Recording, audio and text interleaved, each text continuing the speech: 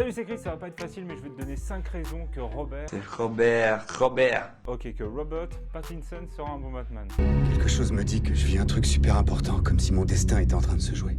75% des films dans lesquels a joué Robert Pattinson sont des adaptations cinématographiques. A commencer par son premier film, Harry Potter et la Coupe de Feu. Alors oui, il a joué dans une saga les plus aimées du monde entier, et malgré tout il est détesté parce qu'il a joué dans Twilight. Voilà, on peut pas plaire à tout le monde, peut-être parce qu'il jouait pour un public plus féminin, je sais pas. Bref, revenons à nos moutons, revenons à notre chauve-souris. Quand on regarde ses anciens rôles, certains de ces personnages ont des traits de caractère assez proches d'un Bruce Wayne. Dans Cosmopolis, le petit vampire joue un playboy milliardaire, ce qui est assez proche de la vie publique de Bruce. On y voit même plusieurs similitudes dans le film. Lorsqu'il consulte ses multiples écrans dans sa limousine, on peut penser à la Batmobile. Traversant à New York, il laisse penser à Gotham. La ville est très sombre, on y voit les très riches et les très pauvres cohabiter, sans compter que c'est rempli de manifestants et de flics. Ensuite, comme Bruce Wayne, tout le long du film, il a qu'un seul objectif. Bon ok, il veut juste se faire couper les cheveux, mais ça en est quand même un. Ça confirme en partie que Pattinson peut jouer un Bruce Wayne. Faut pas oublier qu'il a eu aussi des rôles assez proches d'un Batman, dans des films beaucoup plus sombres où il est pas juste le beau gosse à croquer. Mais ça, je t'en reparle juste après. Batman est un personnage qui fascine, qui dérange, parce qu'il est souvent à la limite entre le bien et le mal. Donc il paraît souvent froid. C'est un orphelin qui n'a jamais fait le deuil de ses parents, et donc un personnage triste. Ce qui le rend charismatique. C'est moi qui maîtrise la situation. Tu l'as sans doute remarqué sur les réseaux, mais Pattinson se fait toujours lyncher sur son manque de charisme. Mais généralement, ceux qui lui reprochent ça n'ont eux-mêmes pas de charisme. Pour faire court, une personne charismatique, c'est quelqu'un qui attire le regard, l'attention. Et c'est une personne qui a confiance en elle. Et aussi qui prend des risques. Par exemple, jouer dans Batman. Bah, je dis ça, je dis rien. Certains fans de Batman le trouvent trop fragile. Après, faut pas oublier que le gars se nourrit ses cossins. Donc oui, il manque de muscles. Après tout, j'aimerais bien avoir son corps quand même, moi je dis ça. Non, plus sérieusement, Bruce Wayne, c'est un expert en arts martiaux. Donc il est plus logique qu'il ressemble à un Bruce Lee que un The Rock. Je sais pas ce que t'en penses, mais moi c'est mon avis là-dessus. Après, bien sûr, il y a des représentations de Batman hyper musclés, mais là on a un Batman jeune. Donc voilà, après pour moi c'est plus logique. Mais je m'inquiète pas trop parce que dans ses films, lui, il tient à se métamorphoser. Certes, c'est pas aussi marquant qu'un Gary Oldman ou un Christian Bale, mais ça a le mérite d'être relevé quand même. Par exemple, dans Lighthouse, il a les cheveux sales avec une grande moustache. Et il s'était même décoloré les cheveux dans Good Time. Et il a une énorme barbe dans The Lost City of Z. Bon, c'est pas les transformations les plus dingues, mais au moins on voit un Pattinson qui veut se débarrasser de son image de Twilight. Même si pour moi, son image de Twilight, faut quand même la garder pour la prochaine raison. Elle était là rien que pour me narguer, je parie.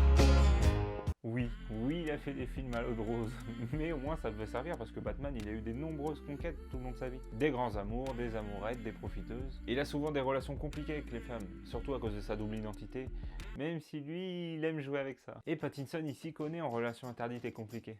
Alors que ça soit dans L'eau pour les éléphants où il tombe amoureux de la femme de son patron, ou encore dans Remember Me, on salue l'accent au passage, où il décide de se venger d'un policier qui l'avait arrêté violemment en séduisant sa fille.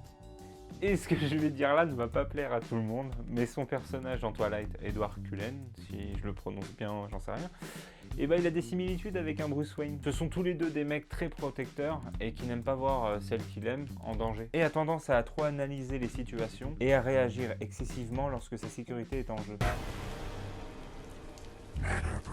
Bon, après je vais pas trop m'avancer parce qu'on n'a pas trop de nouvelles sur ses fréquentations, sur ses conquêtes dans le prochain film. On sait juste qu'il y aura Catwoman jouée par Zoé Kravitz, mais on sait pas s'il y aura une relation entre les deux. Par contre, ce que l'on sait, c'est qu'il sera toujours en mouvement pour ses enquêtes. Il s'est passé quoi ici? D'après certaines fuites et les photos publiées par Matt Reeves, on aura un Batman plus détective. Ce que l'on sait, c'est qu'il va devoir enquêter et affronter une longue liste d'ennemis. Je serais curieux de voir ça.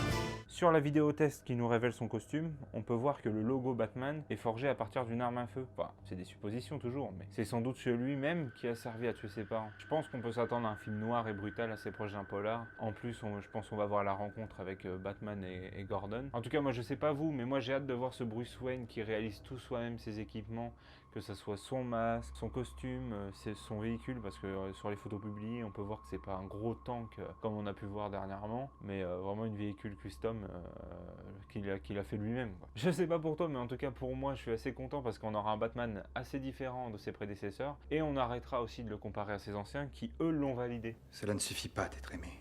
même de toi. Sans grande surprise, il est validé par la Bat Family. Ce que je veux dire par là, c'est que Christian Bale et Ben Affleck sont de son côté. Et en plus, ils disent qu'il est bon et intéressant à voir. En tout cas, eux attendent de voir avant de juger, quoi. Et en plus, Christopher Nolan, un des meilleurs réalisateurs, celui qui a réalisé les Dark Knight, l'a également validé parce qu'il l'a choisi dans son prochain film Tenet. Donc ont-ils raison, ont-ils tort? On verra bien. En tout cas, merci d'avoir regardé la vidéo jusqu'au bout. Si t'étais sceptique, j'espère que j'ai réussi à te convaincre. C'était la première fois que je testais ce format sur la chaîne, donc donne-moi ton avis constructif, tes conseils, donne-moi tout ce que tu peux donner. Abonne-toi à la chaîne, clique sur la cloche pour ne rien louper. Un pouce bleu et partage, voilà, ça donne de la force, c'est important. Je sais pas toi, mais moi en tout cas, j'étais bien hypé par ces petits teasers de Matrix. J'ai hâte que le film sorte, mais là avec le corona, de toute façon, tout est décalé, c'est la merde. La semaine prochaine, je fais un recast, et dans 2 semaines, encore un 5 raisons, donc c'est pour ça. Et moi, je te dis à la prochaine, sayonara! Abonnez-vous à la chaîne de Christian.